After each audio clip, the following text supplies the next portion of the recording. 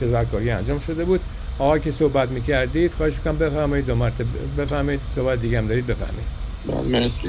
اشاره کنم که آمریکا 22 تریلیون دلار GDP داره که میشه Gross Domestic Product، نمیدونم فارسی چی میشه، ولی یه قدرت 22 تریلیون دلاریه.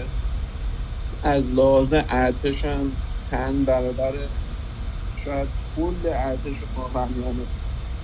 ببینیم که ایران شرایطش چیه. یه کشور 1 تریلیون دلاری، یه مش فقیر، آدمای کودنانه که فکرشون هست کودکانه، با این رژیم مثلا مشکل دارن.